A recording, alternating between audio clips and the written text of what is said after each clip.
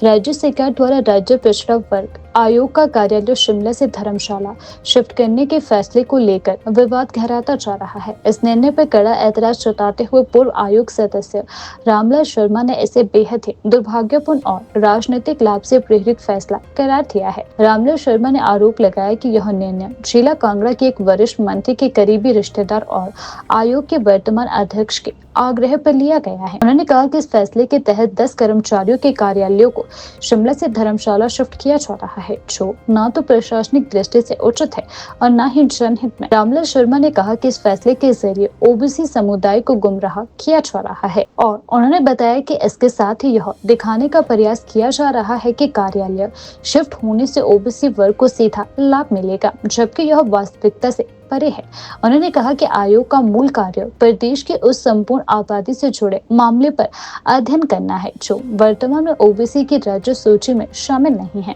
ताकि भविष्य में पात्र वर्गों को लाभ मिल सके। ऐसे में राजधानी शिमला में कार्यालय हटाना तर्कसंगत नहीं है। रामलाल शर्मा ने बताया कि 30 दिसंबर 2025 को हुई वर्ष 2025 के अंतिम कैबिनेट बैठक में राज्य सरकार ने यह निर्णय लिया है कि आयोग का कार्यालय शिमला से हटाकर धर्मशाला में स्थापित किया जाएगा। उन्होंने आरोप लगाया कि यह फैसला बहुत जल्दबाजी में और आम जनता को भ्रमित कर केवल एक व्यक्ति विशेष को लाभ पहुंचाने के उद्देश्य से लिया जा रहा है। जो सरकार द्वारा 30/12/2025 को ओबीसी कार्यालय को शिमला से धर्मशाला शिफ्ट करने का निर्णय लिया गया था, ये पूरी तरह से जन विरोधी है, क्योंकि कमीशन का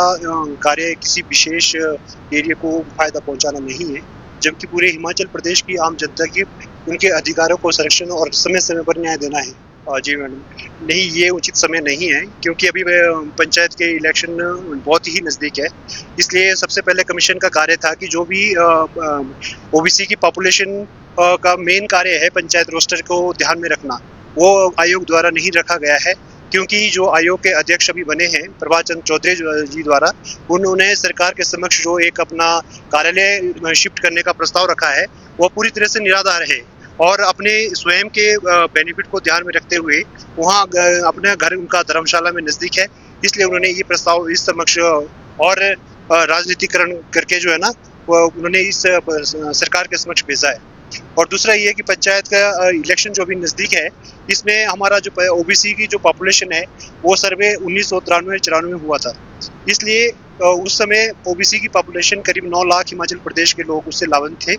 जबकि उसके बाद 1993 के बाद कोई भी सर्वे सरकार द्वारा नहीं हुआ है और 1993 की जो जजमेंट है उसके आधार पर ही हर 10 साल बाद ओबीसी कमीशन द्वारा समय समय पर सर्वे किया जाना था, लेकिन आज तक नहीं हुआ है। तो मैं सरकार से भी और यही मांग करता हूँ कि जो अभी पंचायत के इलेक्शन है उसके बीच में ओबीसी का जो सर्वे है, ताज़ा सर्वे जो है, उसके आधार पर पंचायत को रिपोर्ट सौंपे कमीशन आयोग, जो सबसे महत्वपूर्ण कार्य है, ताकि ओबीसी के जो लोग हैं उनको जो पंचायत का रोस्टर है उसमें न्याय मिले। मैडम बिल्कुल, क्योंकि उस टाइम जब 1993 में शिमला में कार्यालय स्थापित किया गया था, तो उसमें ये मेंशन किया गया था कि इसका कार्यालय, कमीशन का कार्यालय शिमला में ही राजधानी के साथ ही रहेगा, लेकिन अभी ये यहाँ का जो गलत तरीके से सरकार को रिपोर्ट पेश की गई है वो पूरी तरह से निराधार है। इससे करीब करीब जो 6 राज्य के जो मतलब 6 जिले हैं उसमें लोग पूरी तरह से प्रभावित तो हो गए, क्योंकि कई लोग बहुत कठिनाई इलाके से बिलोंग करते हैं, जिसमें कि हमारा शिलाई एरिया है और कुपुई एरिया है और अन्य क्षेत्र है जो कि बहुत भी डोडरा, शिमला का डोडरा कवार एरिया है। आम जनता को वहाँ पे धर्मशाला जाना बहुत ही दुखदायक है, इसलिए हमने इसके खिलाफ हाई कोर्ट में याचिका दायर की थी और माननीय उच्च न्यायालय ने उसे अभी रोका है और हमें स्टे मिला है। इसके मैं माननीय उच्च न्यायालय का बहुत बहुत धन्यवाद करता हूँ। सर, इसी बीच जी हाँ, इसमें सबसे पहले ये है कि जो मंत्री जी के करीबी अध्यक्ष महोदय जो बने हैं वो बहुत ही मंत्री के करीबी है। उन्होंने ये राजनीतिक फायदा पहुंचाने के लिए सबसे पहले ये महत्वपूर्ण कार्य कार्यालय को शिफ्ट करने के लिए धर्मशाला का कार्य किया। जी, हमारी सरकार से ये मांग है कि जो दूर दराज से क्षेत्र से लोग जो बिलोंग करते हैं उनके लिए जो ये कार्यालय यहाँ से सरकार द्वारा शिमला से धर्मशाला शिफ्ट करने का जो प्रस्ताव सरकार के समक्ष भेजा गया था, वो पुनः विचार, सरकार से अनुरोध है कि उस पर पुनः विचार किया जाए और शिमला में ही कार्यालय रहना बहुत ही उचित है, क्योंकि शिमला में एक राजधानी है इसके साथ उच्च न्यायालय भी है और अन्य महत्वपूर्ण कार्यालय भी है, जिससे कि आम जनता को यहाँ पे सुविधा मिल सकती है। और राजधानी के साथ कुछ ऐसे महत्वपूर्ण कार्यालय है जो होना बहुत ही जरूरी है।